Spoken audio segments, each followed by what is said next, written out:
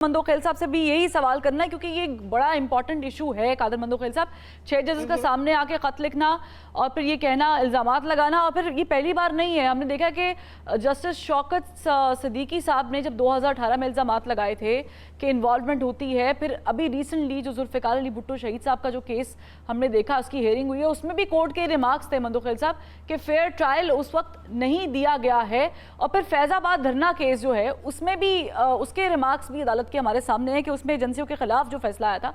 अब आप ये क्या समझते हैं कि ये दुरुस्त बात है कि जिन इदारों पर इल्ज़ामात लगाए उनकी इन्वॉल्वमेंट एक हद से ज़्यादा है?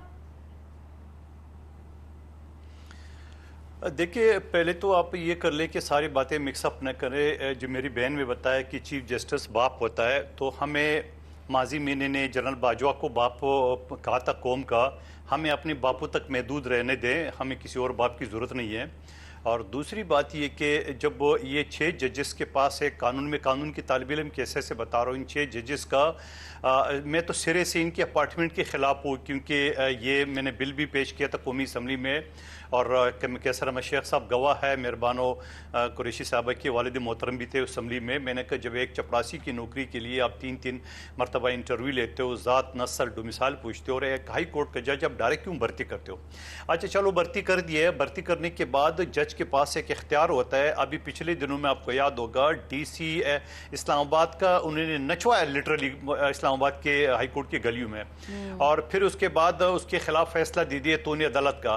तो यहाँ कौन सी मौत पड़ जाती है कि आप लिख रहे हो एक इंस्पेक्टर आया, और इंस्पेक्टर कौन था का आपके पास एक कंटेम्प्ट ऑफ कोर्ट का कानून है, इख्तियारात है, आप उस इंस्पेक्टर की या उसके कर्नल की या जो भी नाम आप लेते हो उसके खिलाफ आप कार्रवाई करते, या आप क्यों बुजदिली दिखा रहे हो कि ये कह रहे हो? फिर दूसरी बात ये कि ये जो कमीशन के अलावा कोई चारा नहीं है। उसकी वजह ये कि चीफ जस्टिस के पास जो है ना वो जुडिशल काउंसिल में कोई इख्तियारात नहीं है कि इस टाइप की इंक्वायरी की वो इंक्वायरी कर ले। ये इंक्वायरी एक्ट के तहत बाकायदा हुकूमत पाकिस्तान के पास एक इख्तियार है कि वो इंक्वायरी मुकर्रर कर दे, और इंक्वायरी में इन 6 जजेस को बाकायदा ये स्टेटमेंट के साथ साबित करना पड़ेगा कि जनाब फलां ने मुझे फोन किया है फलां नंबर से, फलां नंबर के पर और फलां टाइमिंग पे, और ये इसकी डिटेल है, नहीं तो साइबर FIA के जरिए उसको निकाला जाए। ये इस तरह हवा में बातें नहीं होती। और फिर ये पूरे जो जजों ने जब फैसला किया है, 6 जजों ने, और इसमें माजी में एक जस्टिस मियां गुल औरंगजेब साहब भी शामिल थे, इस खत में आखिरी वाले में वो शामिल नहीं थे, तो क्या अब उसके खिलाफ प्रेशर नहीं था? और फिर उसके अलावा कैसर अहमद शेख साहब मेरे साथ मुलाजमीन की कमेटी में मेरे साथी थे, बड़ा अच्छा शानदार कारनामा किए। और असम्बली का कानून ये है कि कोई जज, कोई अदालत किसी भी असम्बली की और इसकी कमेटियों की जो प्रोसीडिंग्स है उसमें मुदाखलत नहीं कर सकती आर्टिकल 69 आइन के मुताबिक। फिर एक जज जस्टिस मोहसिन अख्तर कियानी ने 4 लाख खानदानों का सर कलम किए अपने कलम से, किस कानून के तहत, किस आइन के तहत, और किसने हिदायत दी है।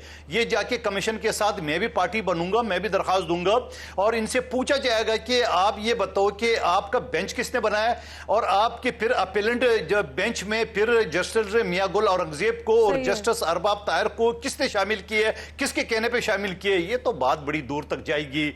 मैं तो अल्लाह मियां से मौका मांग रहा था कि अल्लाह मियां को इस तरह कोई लश्कारा दिखा दे, और वो दिखा दिए। और मैं ये भी मुतालबा करता हूँ इन जजेस को जब तक इंक्वायरी मुकम्मल नहीं इनके अदालती यानी बेंच से उसको अलग किया जाए। और अगर कोई इंक्वायरी जो कमीशन बनेगा वो सजा नहीं दे सकती, वो एक रिकमेंडेशन दे सकती है। अगर इंक्वायरी कमीशन में ये जिसके खिलाफ भी अगर इंक्वायरी कमीशन की रिपोर्ट है उसके खिलाफ कार्रवाई की जाए, और अगर ये जज झूठे निकले तो उनको बरतरफ किए जाए। ठीक है कादर मंदोखेल साहब, आपका पॉइंट आ गया है।